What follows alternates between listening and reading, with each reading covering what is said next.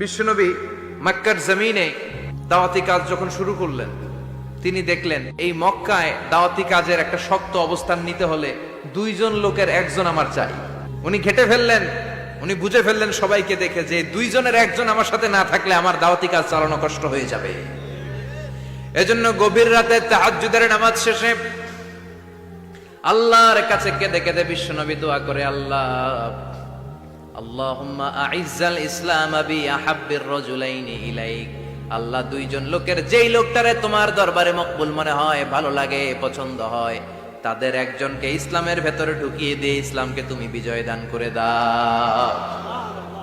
ও আল্লাহ, দুইজনের একজনকে আমার চাই। একজন হলো আবি জাহাল ইবনে হিশাম, হিশামের বেটা আবু জাহাল, আও উমর ইবনুল খাত্তাব, অথবা খাত্তাবের বেটা উমর।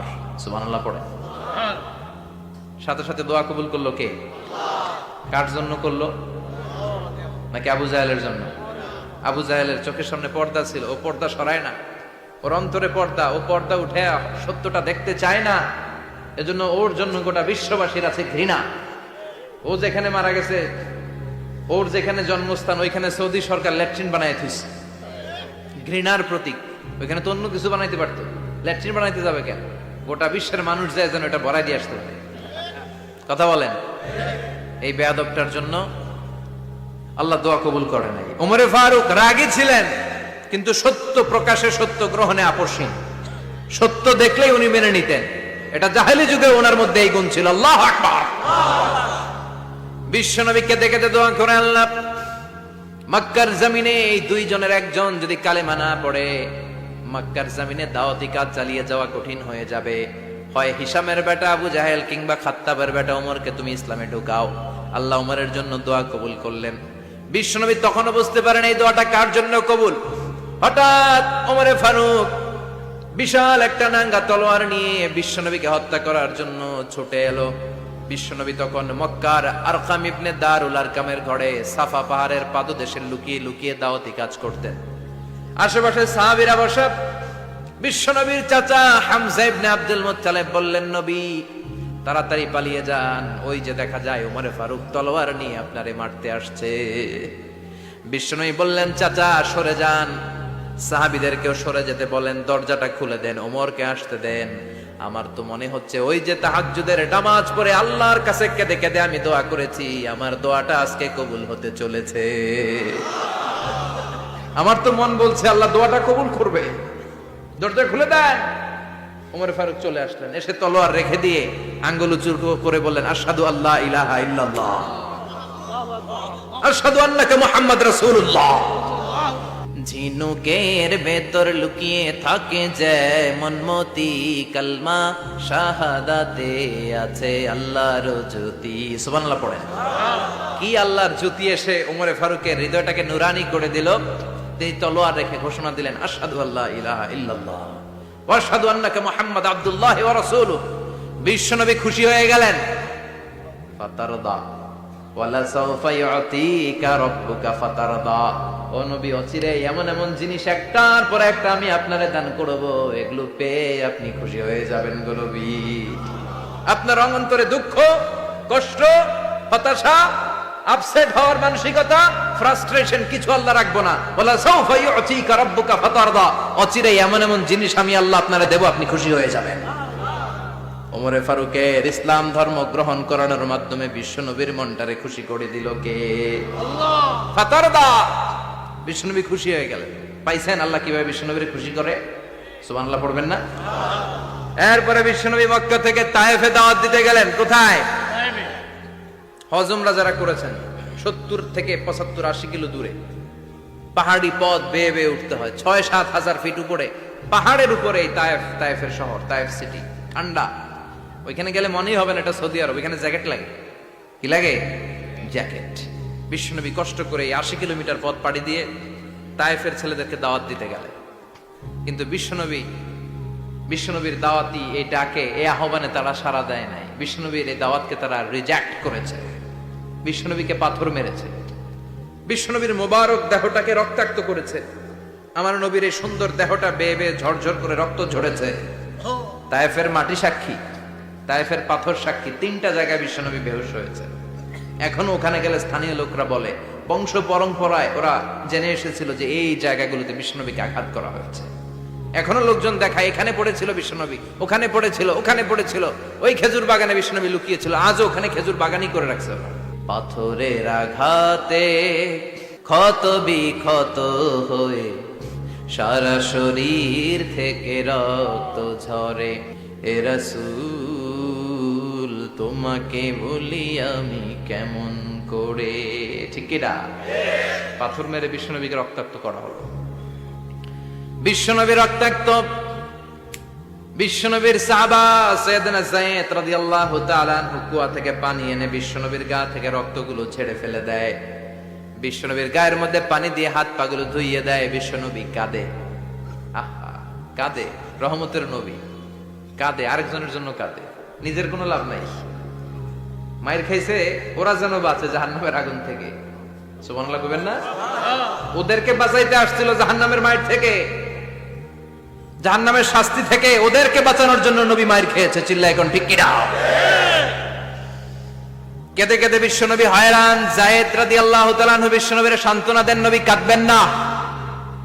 হামলাতুল জিবাল, পাহাড় রক্ষী ফেরেশতারা এসে বলে, নবী আপনি শুধু অর্ডার করেন, এই যে পাহাড়ের গিরিপথ, এই দুইটা গিরিপথ, এই দুইটা পাহাড় এমন ভাবে দুই দিক থেকে চাপা দেব গো নবী, তায়েফের সবগুলো ছেলেরে মুহূর্তের মধ্যে ধূলিসাৎ করে দেব। বিষ্ণুই বললেন, না আমি ক্ষমা করে দিলাম, আমি ক্ষমা করে দিলাম। আমার গায়ের উপরে যারা অত্যাচার করে এর কোনোটার প্রতিশোধ আমি নেই না, আমি শুধু প্রতিশোধ নেই যারা ইসলামের বিরোধিতা করে। চিল্লায় বলেন ঠিক কিনা? বিশ্বনবীকে আঘাত করা হয়েছে, তার গায়ে শারীরিক কষ্ট, এটার শাস্তি বিশ্বনবী দিতেন না, কখনোই দিতেন না, ক্ষমা করে দিতেন। কিন্তু ইসলামকে মারাত্মক ভাবে যদি ইসলামের বিরুদ্ধাচরণ কেউ যদি করত, শুধু তাদের উপর বিশ্বনবী তলোয়ার চালাতেন। চিৎকার করে বলতে হবে ঠিক কিনা? বিশ্বনবী কাঁদলেন। কে দেখে বিশ্বনবীর কান্না, নিজের জন্য কাঁদে না, ওদের জন্য কাঁদে। আর বললেন, না ফেরেশতারা ওদেরকে তোমরা মেরে ফেলো না, হয়তো ওরা কালিমা পড়ে নাই, ওদের ভবিষ্যৎ প্রজন্মদের মধ্য থেকে কেউ না কেউ কালিমার বাণী পড়বে। তাই হয়েছে। তায়েফে গেলে হৃদয়টা ঠান্ডা হয়ে যায়। মসজিদ আর মসজিদ, মসজিদ আর মসজিদ, আল্লাহ আল্লাহদের ভিড়, চমৎকার এক পরিবেশ তায়েফের পরিবেশ। বিশ্বনবী কেঁদে কেঁদে হয়রান। আল্লাহ রসের উপর থেকে টের পাচ্ছে বিশ্বনবীর মনটা ভালো না। এত আশা নিয়ে ভরসা নিয়ে কোথাও জায়গা না পেয়ে তায়েফের এখানে আসলাম দাওয়াত দেওয়ার জন্য। তায়েফের ছেলেগুলো দাওয়াতের আমার দাওয়াত গ্রহণ করলো না। বিশ্বনবীর মনটা বড্ড খারাপ। বিশ্বনবী নামাজে দাঁড়িয়ে গেলেন। বিশ্বনবী নামাজে দাঁড়িয়ে তেলাওয়াত করছেন, পাশ দিয়ে একদল জিন বিশ্বনবীর পাশ দিয়ে চলে যাচ্ছিল। একদল জিন, জিন জাতি চলে যাচ্ছে, আর বিশ্বনবীর তেলাওয়াত শুনে তারা থমকে দাঁড়ায়। কিরে এত সুন্দর কোরআন, এরকম তো শুনি নাই। ইনি কে? খোঁজখবর নিয়ে দেখলেন ইনি বিশ্বনবী। সুবহানাল্লাহ পড়েন। তারপরে এরা ছুটে গেল এলাকায়। এলাকায় যে এরা ঘোষণা দেয়া শুরু করলো, ইন্না সামি'না কুরআনান আজাবা ইয়াহদি ইলার রুশদি ফাআমান্না বিহি, নিশ্চয় আমরা আজীব চমৎকার কোরআন তেলাওয়াত শুনে এসেছি। এই তেলাওয়াত সাধারণ তেলাওয়াত নয়, এই আয়াত দুনিয়ার মানুষের বানানো আয়াত নয়। এই আয়াতগুলো পাঠিয়েছে কে? এই আয়াতগুলো ইয়াহদি ইলার রুশদি, হেদায়েতের দিকে মানুষকে পথ দেখায়। তাই আমরা যারা এই তেলাওয়াত শুনেছি, আমান্না বিহি, এই তেলাওয়াত শুনে, কোরআন শুনে, বিশ্বনবীর কণ্ঠে তেলাওয়াত শুনে আমরা সবাই ঈমান এনে মুসলমান হয়ে গেলাম। বিশ্বনবী তখনও জানে না জিনেরা যে মুসলমান হয়েছে। বিশ্বনবী নামাজ পড়ে যখন বসলেন, সাইয়েদনা জিব্রাইল মারফত আল্লাহ বিশ্বনবীরে জানায়, ও নবী হতাশ হন কেন? হতাশ হবেন না, নিরাশ হবেন না, হাল ছাড়বেন না, ভরসা রাখবেন কার উপর? ও নবী হতাশ হন কেন? দাওয়াত দিতে এসেছিলেন তায়েফের যুবকদেরকে। তায়েফের যুবকরা দাওয়াত কবুল করে নাই তো কি হয়েছে? তার বিপরীতে অদৃশ্য জগতের একটা প্রাণী, জিন জাতি, তারা আপনার কণ্ঠের সুন্দর তেলাওয়াত শুনে কালিমা পড়ে মুসলমান হয়ে গিয়েছে গো নবী। বিশ্বনবীরে শোনায় দিলেন। ফাতারদা, বিশ্বনবী আবার খুশি হয়ে গেলেন। ওয়ালা সাউফা ইউতিকা রাব্বুকা, যেখানে বিশ্বনবীর মন খারাপ, বিশ্বনবীরে ভালো করার থেরাপি আল্লাহর জানা আছে না নাই? সুবহানাল্লাহ পড়ে। যেখানে বিশ্বনবীর মন খারাপ, সেখানে বিশ্বনবীর মন ভালো করে দেয় কে? এরপরে বিশ্বনবীর কলিজার টুকরা খাদিজাতুল কুবরা তাহেরা ইন্তেকাল করলেন। বিশ্বনবীর মনটা, হৃদয়টা আবার ভেঙে খান খান হয়ে যায়। খাদিজাতুল কুবরা তাহেরা ছিল বিশ্বনবীর প্রথম স্ত্রী। নিজের যত সম্পদ ছিল সব বিশ্বনবীর পায়ের সামনে ঢেলে দিয়েছে, সব ঢেলে দিয়েছে বিশ্বনবীর জন্য। উনিও স্ত্রী, আমাদের স্ত্রীগুলোও স্ত্রী, পার্থক্য আছে না নাই? নিজের যা ছিল সব দিয়ে দিল স্বামীরে। বিশ্বনবী বলতেন রুজিক তো হব্বাহা, খাদিজাতুল কুবরার ভালোবাসা সহিহ মুসলিমের বর্ণনা, আল্লাহ আমার হৃদয়ের ভিতরে রিজিক হিসেবে দিয়েছে। দোয়া করলে আল্লাহর কাছে বলছেন, আল্লাহ কিয়ামতের কঠিন দিন, যেদিন বন্ধু বন্ধুরে চিনবে না, ভাই ভাইরে চিনবে না, পীর সাহেব মুরিদরে চিনবে না, মুরিদ পীর সাহেবরে চিনবে না, দলের নেতা কর্মীরে চিনবে না, কর্মী দলের নেতারে চিনবে না, ওই কঠিন বিপদের দিনে আমি আমার খাদিজারে যেন ভুলে না যাই। একটা মহিলাকে রব্বুল আলামিন আরশের উপর থেকে সালাম জানিয়েছেন, মহিলাটার নাম হলো খাদিজা। ইসলামের সর্বপ্রথম কালিমা পড়ে যে নারীটা মুসলমান হয়েছেন তিনি হচ্ছেন খাদিজাতুল কুবরা তাহেরা। এই খাদিজাতুল কুবরা তাহেরা ইন্তেকাল করলেন, বিশ্বনবীর হৃদয়টা ভেঙে খান খান হয়ে যায়, হৃদয়টা ভেঙে যায়। এরপর চাচা আবু তালেব তিনিও ইন্তেকাল করলেন। বিশ্বনবীর হৃদয়টা মনটা বিষণ্ণ হয়ে যায়, চিন্তায় পেরেশান হয়ে যায়। ডানে বায়ে তাকিয়ে দেখে বিশ্বনবীর সাহায্য করার কেউ নাই, সব দিকে খালি শত্রু, সব দিকে বিশ্বনবীর দুশ্মন। কলিজার টুকরা স্ত্রী বাসায় নাই, শেল্টার দেওয়ার মতো চাচাও নাই। বিশ্বনবীর মনে হয় গোটা দুনিয়ায় যেন তার কেউ নাই। বিশ্বনবী আবার হতাশ হয়ে পড়লেন। কিন্তু বিশ্বনবী যদি হতাশ হয়, ওনার মন ভালো করার একজন আছে, তিনি কে? আল্লাহ বললেন, জিব্রাইল যাও, আমার নবীর মন খারাপ, স্ত্রীর বিয়োগে বিশ্বনবী বিষণ্ণ, চাচা চলে গেল, বিশ্বনবীর হৃদয়টা ভেঙে খান খান হয়ে যায়। বিশ্বনবীরে বলো দুনিয়ায় থাকার দরকার নাই, ডেকে আমার আরশে নিয়ে আসো, আমার সাথে কথা বললে বিশ্বনবীর মন ভালো হয়ে যাবে। আমার সাথে কথা বললে নবীর মন ভালো হয়ে যাবে। সুবহানাল্লাহ পড়েন। কি নবী, উনার ভালো করা, মন ভালো করে দেয় আল্লাহর কাজ। সুবহানাল্লাযী আসরা বিআবদিহি লাইলাম মিনাল মাসজিদিল হারামি ইলাল মাসজিদিল আকসা। এখানে বলা হলো ইসরার কথা, আর মেরাজ সাব্যস্ত হয়েছে হাদিস দ্বারা। জোরে কোন ঠিক কিনা? মেরাজ নিয়ে গেলেন, ঊর্ধ্ব জগতের ভ্রমণে নিয়ে গেলেন। জিব্রাইল ডেকে বললেন, ও জিব্রাইল, আমি জানি বিশ্বনবীর মন খারাপ, স্ত্রী নাই, চাচা নাই, তুমি বিশ্বনবীর নিয়ে আসো তো, আমার দরবারে নিয়ে আসো, আমার সাথে কিছু সময় কাটাবে, আমার সাথে কথা বলবে, মন ভালো হয়ে যাবে। ওয়ালা সাউফা ইউতিকা রাব্বুকা ফাতারদা। ও নবী, এমন এমন জিনিস আপনার আমি দেব, এগুলো দিয়ে আমি আপনার মনটারে ভালো করে ফেলবো। চিল্লায় কোন সুবহানাল্লাহ। মেরাজ থেকে ফেরার পরে অত্যাচারের মাত্রা আরো বেড়ে গেল, কিন্তু অত্যাচারে মুমিন কখনো কাবু হয় না। জোরে কোন ঠিক কিনা? বিশ্বনবীরে বলা হলো, ক্ষমতার চেয়ার দেব, সুন্দরী নারী দেব, সম্পদের পাহাড় বানিয়ে দেব, শুধু কালেমার দাওয়াত বন্ধ করে দাও। বিশ্বনবী বললেন, তোমাদের 3 দফা, আমার শুধু 1 দফা। বিশ্বনবীর কয় দফা? বিশ্বনবী বললেন, লা ওয়াদাউ আশ-শামসা ফি ইয়ামিনি ওয়াল কমারা ফি ইয়াসারি। আকাশের সূর্যটা যদি ডান হাতে দাও, চন্দ্রটা যদি বাঁ হাতে দাও, যে কালিমার দাওয়াত দিতে আমি শুরু করেছি, এই দাওয়াতের রাস্তা থেকে কেউ আমার পিছনে সরাতে পারবে না, কেউ পারবে না। এই পথে আমি নেমেছি, এই পথের শেষ আমি দেখে ছাড়ব।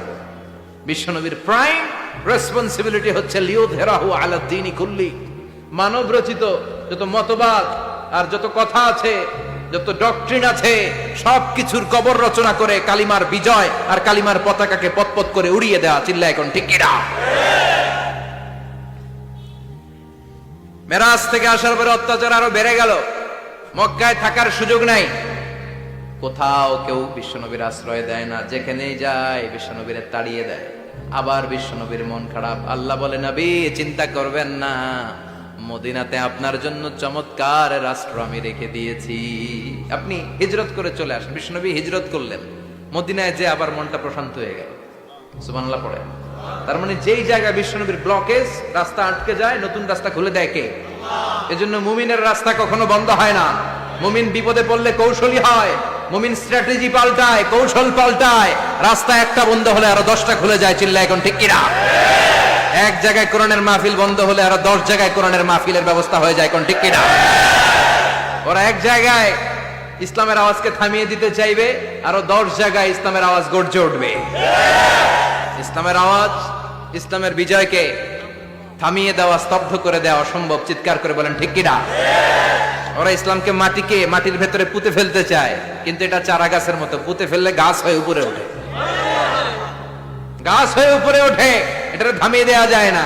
যারা এটার পিছু লাগে, যারা এটার ক্ষতি করতে চায়, ওদের ক্ষতি আল্লাহ করে। চিল্লায় বলেন ঠিক কিনা?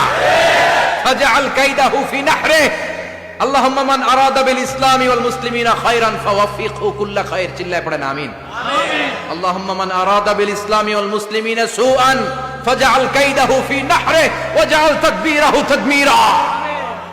ইসলামের বিরুদ্ধে যারা ষড়যন্ত্র করে, ওদের ষড়যন্ত্র ওদের ঘাড়ের উপর আপনি চাপিয়ে দেন। ওরা মুমিনদেরকে ফালানোর জন্য যে গর্ত করে, ওই গর্তের ভেতরে আপনি ওদেরকে ডুবিয়ে দেন। এটাই ইসলামের বৈশিষ্ট্য। ইসলামের পিছু লাগলে ও ইসলামের কিছু করতে পারে না, ও নিজের কপাল পুড়ে ফেলে। ইসলামের বিজয়কে কিয়ামত পর্যন্ত জারি রাখবে কে? ইসলামের আলোকে বাতিকে কেউ নিভিয়ে দিতে পারে? চিল্লায় বলেন পারে?